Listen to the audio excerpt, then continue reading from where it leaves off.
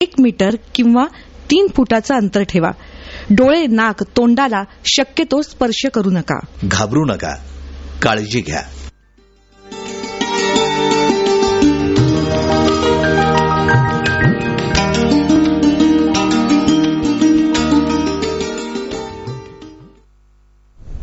आकाशवाणीच्या विविध भारती सेवेचं हे आहे पुणे केंद्र.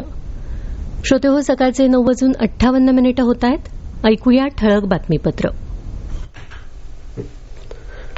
विविध भारती पुणे. ठळक बातम्या.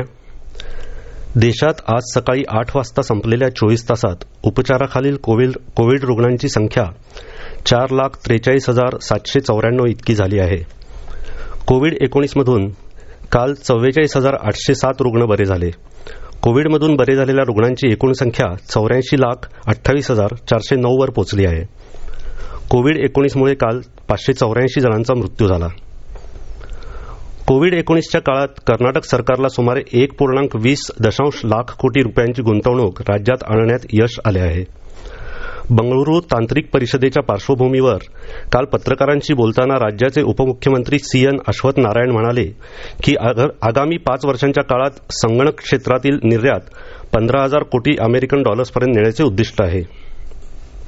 भारतातील लसीकरण धोरणाचा आढावा घेण्यासाठी आणि पुढील नियोजनासाठी पंतप्रधान नरेंद्र मोदी यांनी काल एका बैठकीचे आयोजन केलं होतं.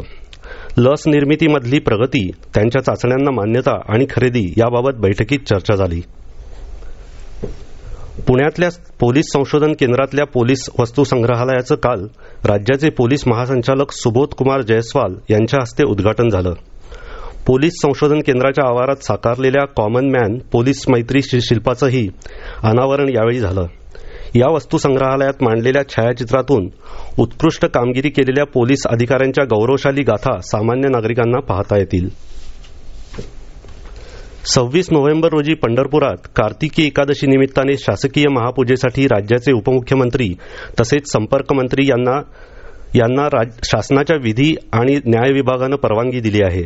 त्यामुळे मोजक्याच लोकांच्या उपस्थितीत तसंच आचारसंहितेचा भंग न करता विठ्ठल रुक्मिणीची पाद्यपूजा होणार आहे.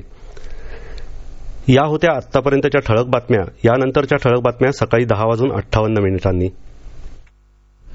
आकाशवाणीच्या विविध भारती सेवेचं हे आहे पुणे केंद्र. श्रोतेहो, सकाळचे 10 वाजलेत. ऐकूया काही ग्राहक केंद्रित प्रायोजित कार्यक्रम. ह्या कार्यक्रमाचे प्रायोजक प्रोलाइफ क्लिनिक. नमस्कार श्रोतेहो, प्रोलाइफ क्लिनिक प्रस्तुत होमिओपॅथीवर बोलू काही.